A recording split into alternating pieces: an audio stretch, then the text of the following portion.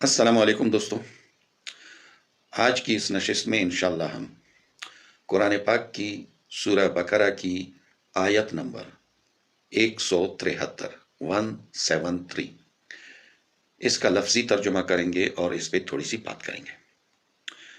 دوستو، میں معذرت چاہتا ہوں، موسم کچھ ایسا ہے کہ طبیعت ناساز رہتی ہے۔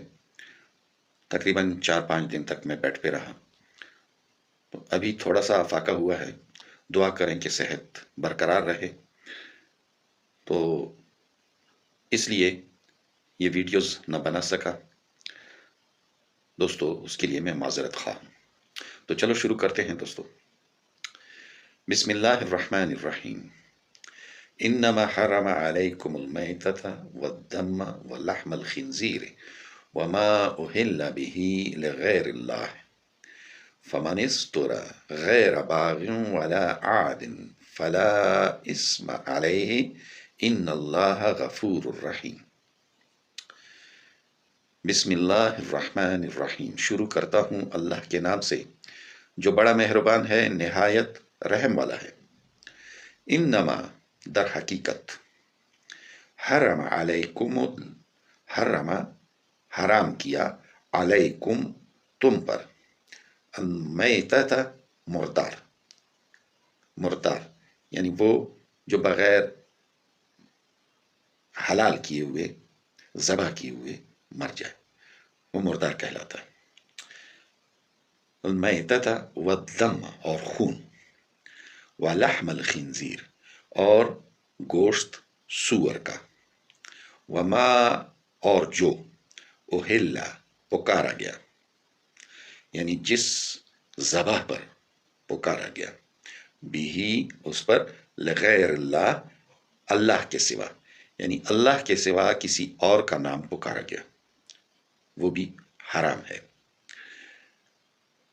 فمن استرا، پس جو لاچار ہو جائے، مجبور ہو جائے، یعنی ایسا مجبور ہو جائے کہ وہ بیمار ہو اور اس کو وہ چیز چاہیے، یعنی اس میں اس کے لیے شفا ہو، یا وہ ایسا بھوکا ہو کہ اس کی موت واقع ہونے کا خطرہ ہو، تو اس کے لیے فمن استرا، پس جو لاچار ہو جائے، غیر باغ، نہ سرکشی کرنے والا ہو، یعنی وہ زبردستی، زور زبردستی نہ کرے، یعنی اللہ تعالیٰ کے احکام کی عدولی نہ کرے، ولا عاد، اور نہ حد سے بڑھنے والا ہو، یعنی جو جتنا ضرورت ہے اس نے استعمال کر لیا، اس کے بعد وہ اس سے حد سے نہ بڑھے۔ ایک دوا کے طور پر اس نے استعمال کر لیا، اس کے آگے وہ حد سے نہ بڑھے۔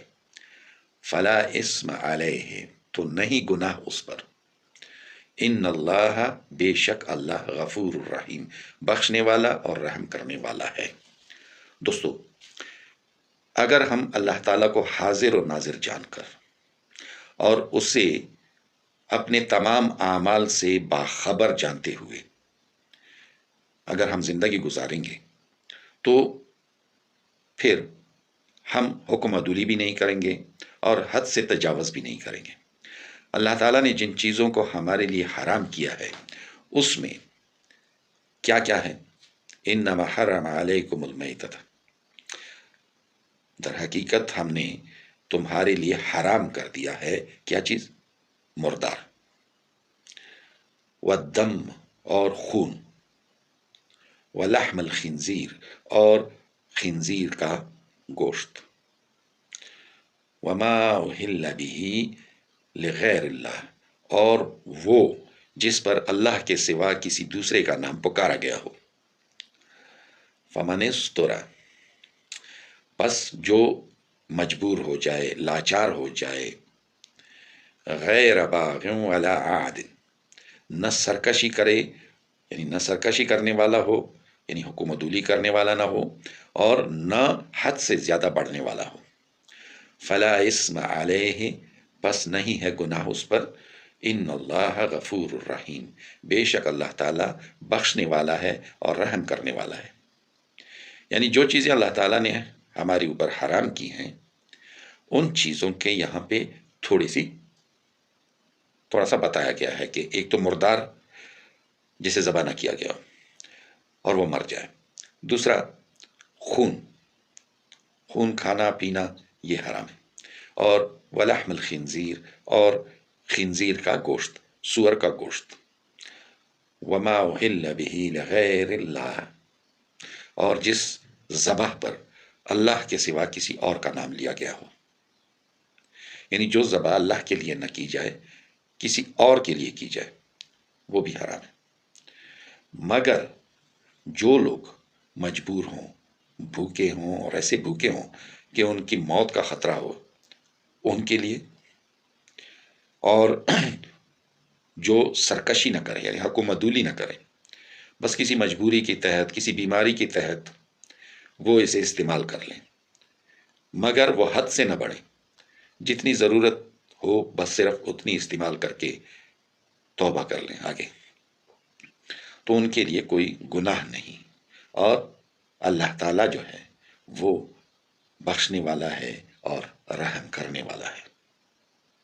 اللہ تعالیٰ ہماری نیتوں سے بھی باخبر ہے، ہمارے اعمال سے بھی باخبر ہے، ہم جو سوچتے ہیں اس سے بھی باخبر ہے، وہ ہر چیز سے باخبر ہے۔